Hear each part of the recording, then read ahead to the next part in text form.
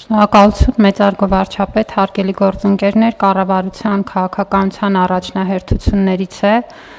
մշակույթի եւ մշակութային կյանքի ապակենտրոնացումը, ինչպես նաեւ բոլոր հնարավոր գործիքակազմերով ստեղծագործականության խթանումը եւ Վարչաֆեստ 2026 երիտասարդական երաժշտական մրցույթ փառատոնը, որը նախատեսվում է դարձնել ամենամյա, ունի հենց այդ առաքելությունը նպաստել մեր երիտասարդների ստեղծագործականության բացահայտմանը եւ տաղանդի դրսեւորմանը, ինչպես նաեւ նպաստել զբոսաշրջության, մշակութային կյանքի զարգացմանը, կազմակերպելով Սևանա լճի ափին այս երաժշտական մրցույթ փառատոնը։ Այս տարի մրցույթ փառատոնը նախատեսում ենք անցկացնել օգոստոսի 21-ից 22-ը, ինչպես արդեն նշեցի, Սևանա լճի ափին նախատեսում է, որ կօգտագործվի նույն տարածքը, որը օգտագործում է նաև Սևան Ստարտափ Սամիթի շրջանակներում, քանի որ այստեղ արդեն իսկ առկա են որոշակի ենթակառուցվածքներ եւ տարածքը հարմարեցված է մեծ ծավալի միջոցառումների կազմակերպման համար։ Կարևոր է, որ նախատեսել ենք այնպիսի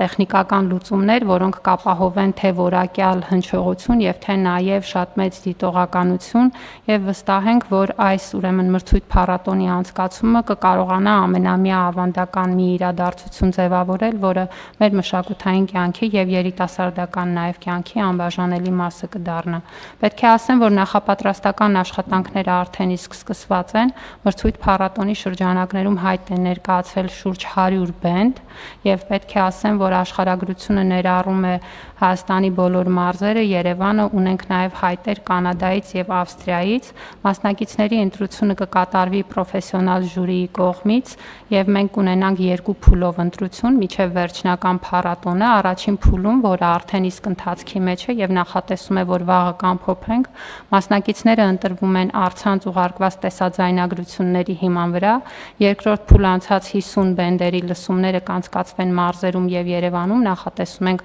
դա իրականացնել օգոստոսի 5-ից 11-ը, 11-ին կամփոփվեն արդեն եւ միջև 20 բենդներ, որոնք կլինեն այս երկու ուրեմն փուլերի արդյունքում լավագույն գնահատվածները, կունենան հնարավորություն մասնակցելու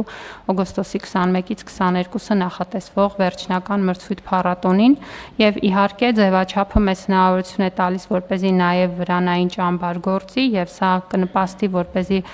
մասնակիցները նախապես ժամանեն ինչպես իրենց փորձերը իրականացնելու, այնպես էլ միմյանց